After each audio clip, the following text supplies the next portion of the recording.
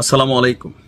দেখেন, আমি সরকারের একজন সমালোচকিত, তাই না? আমাদের কাজ হচ্ছে যারা ক্ষমতায় থাকে তাদেরকে নিয়েই আলোচনা সমালোচনা, বাট যখন প্রশংসার কাজটা হয় আমি এই কাজটা আকুণ্ঠভাবে করি। কেন? কারণ আমার কাছে মনে হয় যে আপনি একটা সরকারের খারাপ দিক নিয়ে কথা বলবেন, ভালো দিকটা নিয়েও কথা বলতে হবে।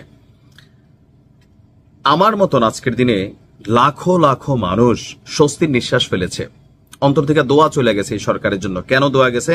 যারাই বাটে পড়েন নাই তারা কিন্তু বোঝেন নাই। আমি ইউটিউবে কথা বলি গেল 6 থেকে 7 বছর।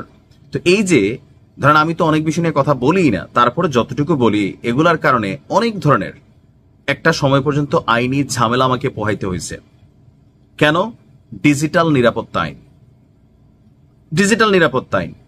তো এই যে ডিজিটাল নিরাপত্তা আইনের বিষয়টা কি ছিল, ফেসবুকে আপনি একটা স্ট্যাটাস দিচ্ছেন, আপনার বিরুদ্ধে মামলা হয়ে যেত। এটাকে স্ক্রিনশট নিয়ে চাইলে কোনো ব্যক্তি, যেমন আপনি তো কথার কথা যে জিয়াউর রহমান সাহেবকে নিয়ে একটা কথা বলছেন, অথবা তারেক রহমান কিনা, অথবা শেখ হাসিনাকে নিয়ে, বা যারাই আছে রাজনৈতিক দলগুলা, তো আপনি একটা ফেসবুকে স্ট্যাটাস দিচ্ছেন, গঠনমূলক সমালোচনা করছেন, কেউ মনে করছে এটাতে নেতার মানহানি হচ্ছে, আপনার বিরুদ্ধে মামলা একটা দিয়ে দিত, কারণ তার পছন্দ হয় নাই। এই যে ঝামেলাগুলা, অথবা সরকারকে নিয়ে আপনি সমালোচনা করছেন, একটা ন্যায়ের পক্ষের কথা বলছেন যেটা শাসক শ্রেণীর বিপক্ষে গেছে, অথবা রাষ্ট্রীয় কোনো বাহিনীর বিপক্ষে গেছে, আপনার বিরুদ্ধে মামলা হয়ে যেত। আজকের দিনেও কিন্তু অনেকের বিরুদ্ধে হচ্ছে, কিন্তু এটা আশা করি এটাও বন্ধ হয়ে যাবে, কারণ সরকারি আইনটাকে পাশ করে ফেলছে। সাইবার সুরক্ষা অধ্যাদেশ বা ডিজিটাল নিরাপত্তা আইনের যে অধ্যাদেশ আসে, সেটাতে একটা যুগান্তকারী সংশোধন করেছে সরকার। আর এই এক সংশোধনের মাধ্যমে ডিজিটাল নিরাপত্তা আইনের অধীনে থাকা সকল মামলা একদিনে বাতিল হয়ে গেছে। শুধু তাই না, এখানে আরো সুসংবাদ হচ্ছে যে এই আইনে বা ডিজিটাল নিরাপত্তা আইনে যারা সাজাপ্রাপ্ত হয়েছিল, যারা মামলায় অভিযুক্ত ছিল, এবং কি আন্ডার ইনভেস্টিগেশন বা তদন্ত রিপোর্টের অপেক্ষায় ছিল, প্রত্যেকটা জিনিস এক মুহূর্তে বাতিল হয়ে গেছে, এমনটি জানিয়েছেন আইন উপদেষ্টা ডক্টর আসিফ নজরুল ইসলাম।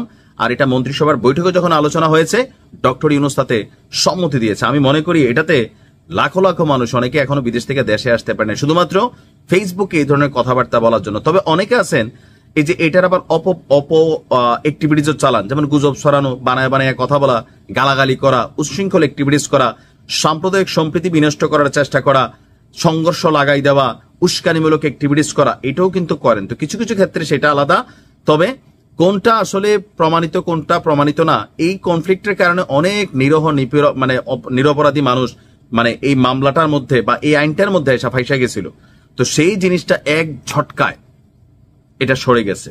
আমি মনে করি অনেক পরিবার যারা এই বাটেগুলা পড়ছিল, বাবারা ঘুমাইতে পারতো না, অনেকে বিদেশ থেকে দেশে যেতে পারতো না, দেশে গেলেই এই ঝামেলা হবে ওই ঝামেলা হবে, এয়ারপোর্টে আটকে ফেলবে।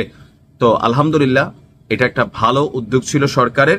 এমনকি আগামী দিনগুলোতে যেন এই আইনটা অপব্যবহার করে কারো বাকস্বাধীনতার কিন্তু ভবন আছে। আমার বাকস্বাধীনতার মানে এই না যে আরেকজন মানুষ আমি গাইলামও, আমার বাকস্বাধীনতার মানে এই না যে আরেকজনের নামে অপবাদ একটা ফেসবুকে আইসার জনপ্রিয়তা আছে বইলা দিলাম, পাবলিক হা হা হা করে দৌড়াই গেল, এটাও না। সেটার ক্ষেত্রে আইনি ব্যবস্থা থাকবে, সেটা আলাদা। কিন্তু আমি একটা সরকারের সমালোচনা করবো, অথবা একটা প্রতিষ্ঠানের, একটা ব্যক্তির গঠনমূলক উইথ এভিডেন্স, বাট সেটার জন্য আমার বিরুদ্ধে ডিজিটাল নিরাপত্তা আইনে মামলা হয়ে যাবে, আমার বাক স্বাধীনতা বন্ধ হয়ে যাচ্ছে, কথা বলার অধিকার বন্ধ হয়ে যাচ্ছে। এই কাজগুলো যেগুলো ছিল, এগুলো যেন আগামী দিন আর না হয়। কোন সরকার, রাজনৈতিক সরকার আসলে যেন এই কাজগুলো করতে না পারে। মানুষ কথা বলতে হবে।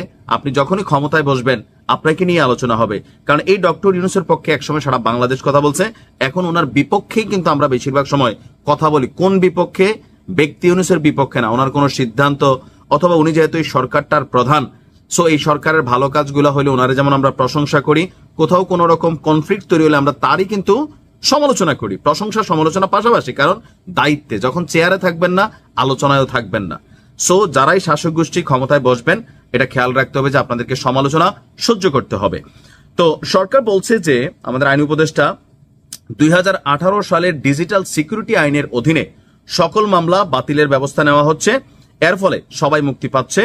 আর ডক্টর ইউনূসের সভাপতিত্বে উপদেষ্টা পরিষদের যে বৈঠক হয়েছে, সেখানে সাইবার সুরক্ষা অধ্যাদেশ 2025-এর 50 ধারায় সংশোধনের প্রস্তাব অনুমোদন দেওয়া হয়েছে। ধন্যবাদ, ভালো থাকুন।